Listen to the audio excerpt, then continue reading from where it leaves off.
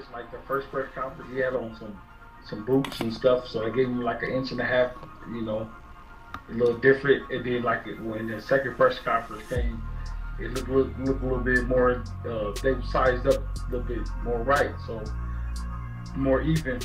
So, but you know, size doesn't really mean nothing to us, you know. Then where we come from, and then you know, if you're a gym rat, and you in the gym, and you want to spar all the time, size don't.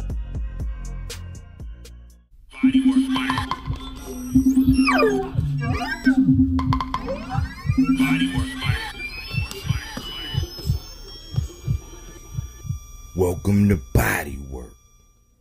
Welcome back. It's Michael Rogers. Welcome to BodyWorkBoxing. You know, Bomac, Brian McIntyre, the coach of the legendary boxer, I call the closer, Terence Bud Crawford, he says some pretty interesting things, you know, and you know, I've been trying to push the dialogue around this fight a little bit further, much like how me and my old head do with our series According to My Old Head when we talk about stuff in Forte and all your anyway, right? So we have to look at it a lot of different angles. And in this angle, I've been looking at this for a while because it was a while ago I had put up an image of Bomac against Errol Spence's trainer, Derrick James. Right? And I was saying, Bomac, don't you want to match wits? But for me, whenever I listen to Brian Bomac McIntyre and the philosophies that he have and a lot of things that he talk about surrounding, you know, the fight, it's never really like any boxing philosophy. And you know, the guy Marco Boxing, the one who I heard the interview from, to give credit, he's basically saying, he prefaced by saying, without giving any game plans away. And Bomac, he says size don't matter. He said, because when you're a gym rat, basically saying that they're relying on athleticism, right? And we're not going to give away any game plans, or nobody really is trying to coerce anybody into giving away any game plans, because they always preface it, but everybody waits and hinges on the edge of their seats, waiting for the coach to slip up and try to. But Bomac never really, he comes nowhere close. Not any boxing philosophies. Even when you hear some of the takes of him in the corner, it's like, man, we just got to fight this, you know what I'm saying? We just got to fight. It's like, even with Heron, it's like, would Jamel Heron hit him? You know, it's no, you know, like Derrick James, he'll say, look, man, get back behind your jab, stay off the ropes. Now, when you pivot, you come back, you throw that left, and then you go back to the body. Stay off the rope. Like, you get tutelage in the middle. I've never hear Bomac doing that. I think that Bomac has an affiliation with some special fighters, you know, and I think Bud was his gift. And I went on to listen to the interview, man, and salute to him, because I just like Tank and Coach Calvin and Coach Kenny and how Tank is doing it with his day ones. Bud is doing it with his day one. I'm moving past that, past the history, past all of the, you know, all of the glowing fanboy praise isms, or whatever you want to call it. I don't like to call it fanboy isms, but the obsessions that we have for these fighters. Beyond all of that, beyond the veil, like, whenever you ask strategically, oh, I'm just gonna stand right there in front of him, but then they say, oh, well, Ugas was a fool for standing right there in front of him, and then, you know, you hear Bomac saying that size don't matter. I mean, it does if you know how to use it, Bomac. You know, I mean, and it's kind of ironic. I'm gonna get on the Bomac and the size don't matter. I'm gonna get on to the double entendre of that here in a second. But they're relying solely on Bud's athleticism a lot of the times. And I think that it's a chess game, you know, and I think that people don't really realize that just as much of a mental warfare, this is going to be a physical warfare. It's the reason why we have the conversations about the great big man versus the great big man. You know, the great little man versus the great big man. It's like, well, who wins? You know, and there is a size differential. Given that, you know, Errol came in first fight at 54, came down to 47, been fighting ever since. You know, Bud going down to 135. going 2 days without eating, he said, by his own admission, sitting down talking to Andre Ward. Like, he said, I'll never go off of nothing but what the fighters say. That's why I don't even argue with people when they try to defend or talk or explain away. It's like, this comes from the coach's mouth. This came from this fighter's mouth. That's what I deal with. I don't deal with the he say, she say. If I heard it come from their mouth, I have to go by that. You can't convince me otherwise. That's why I say that this is not an opinion-based content creation station. You know, this is the healthy alternative. But, you know, when it comes down to size, you got to ask yourself, because everybody say, oh man, because today I heard, you know, Gamboa. And when I heard Bernie going, you know, talking about Errol in the fight, I heard all this disdain in his voice and this and this and this. But when you hear from his perspective and how they saw Gamboa, his first fight, his first title defense by this guy and they're saying size don't matter, but you know, he had to clarify that, man, Gamboa had already fought, you know, one time, you know, he was the interim champion, you know, all of this stuff. And I'm like, okay, cool. I mean, he was a little dude. And to put it in all perspective, Tank, Gamboa, and Manny Pacquiao all have the same dimensions. I believe Tank has the longest reach out of all of them, and Gamboa has the shortest reach. So if size don't matter, right, it don't really matter, then we can reason that if a little guy like Gamboa with Bud having a 74-inch reach and Gamboa having what I think of like a 62 or 63-inch arm reach, how was he able to connect like that?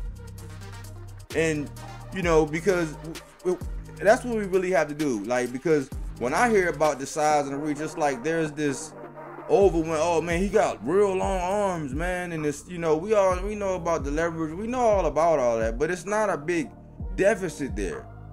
The bigger deficit was little Gamboa with his little short arm reach at 72, 73 to Bud's at what, 74 or longer. I mean, yikes. I mean, so size does matter, like, you know, but they discount Mikey Garcia. Like, it's just weird. It's just a double standard, right? But when it comes down to somebody who wants to know about the X's and O's, you know, somebody that want to stay away, because, and I'm only going to bring this up because I still hear this today. You know, people are still talking about how Errol was a drunkard and the drunk ain't this and the drunk ain't that, right? But I'm like, in one breath, you say drunk, right? But you say nothing about gluttony. Nothing about gluttony. Because I guess he do say size don't matter. And if you go back and you listen to that video, the first thing he said is, we took these groceries upstairs. And then one time he almost said it was our second breakfast. But what he was saying it was the first breakfast after the first training session that morning. But he almost said it was second breakfast. It's like everything is all about food, and this and this and that, and, you know, making sure. But it's like this philosophy of size don't matter and some of the outlandish things and how the hypocrisy is, because Bernie can say whatever he want and Bomac can say whatever he want, being disrespectful for Spence. But when you point out the truth of the matter in a lot of these situations, a lot of Bud fans get offended. So I think that this philosophy, man, and, you know, relying on athleticism and the fact that you're a gym rat, it kind of played into the big ordeal that was made about Bud running up on Derrick James. And I'm sitting back and I'm analyzing, I'm like, you running up on Derrick James, who used to be a boxer, and video is surfaced of Bomac getting his head popped back and dropped like a Pez dispenser when he was actually boxing.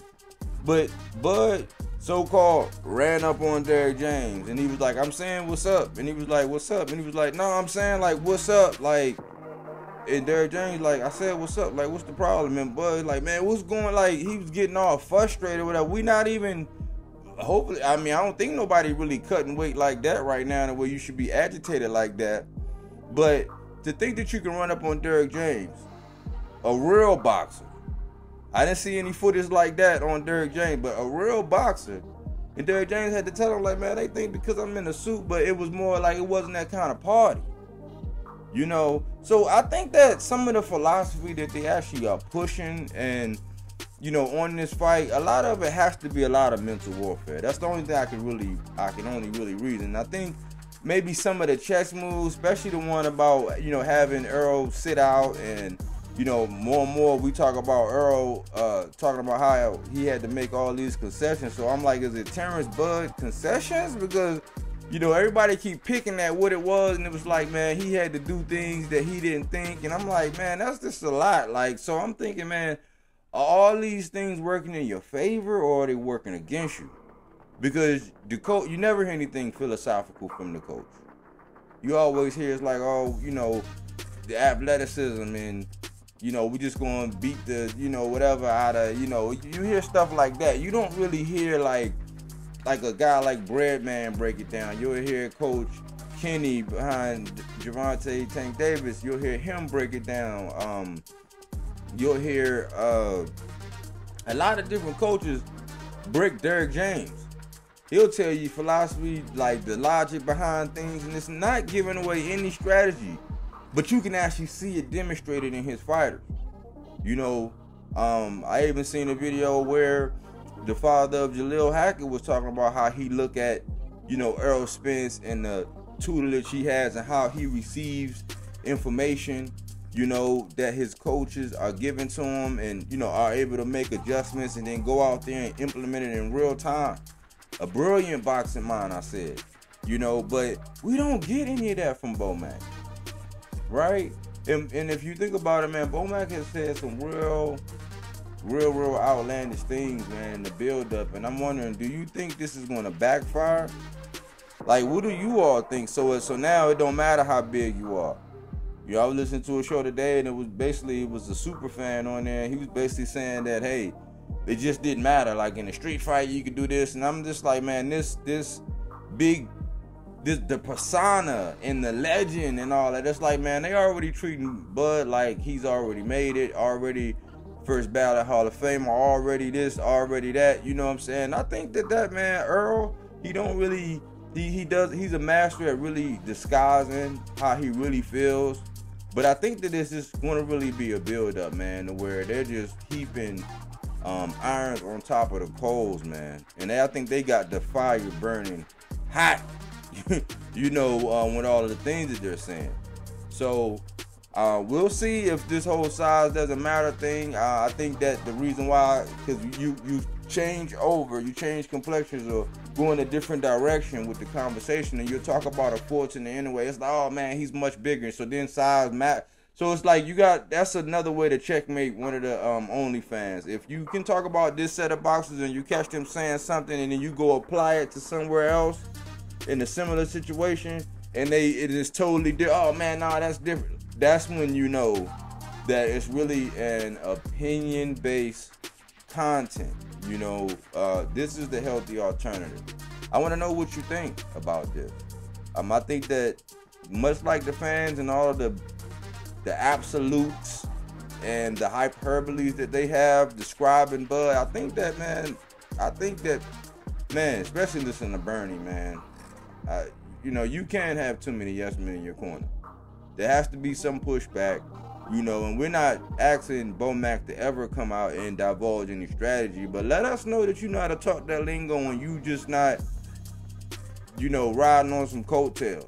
I mean, I know you are there for moral support, but from the tutelage and the counseling and the philosophy and everything I have, the only victory Terence Bud Crawford might be facing on July 29th, when it's all said and done, is a moral victory in the fact that if this was a childhood dream, he pursued it, because a lot of the things I'm hearing is not going to help him win. You know, going overboard, having a short-term memory about things that happen. It's like, if Little Gamboa rocks you, if Green Machine drops you, and yeah, you finished everybody at 47, but you have not fought anybody that's going to fight you like that. Not to say that Errol has fought anybody like you. That's not the point. If we look at it from a perspective of this being arguably, think about it like this. Ask yourself this, and I was asking myself, has Bud Crawford ever gone into a fight as an underdog? And I'm hard pressed to think, has he ever went into a fight as the underdog? Ever? That's the answer to your question. You never been in a fight where, because they were saying Mikey Garcia was going to be outbox, all this. They were saying Sean Porter was going to do that. They were saying, oh man, Ugas don't, he beat, They were saying a lot of things. They were saying a lot of things before the fight. Anyways, man, I would love to hear your comments, your perspectives on this.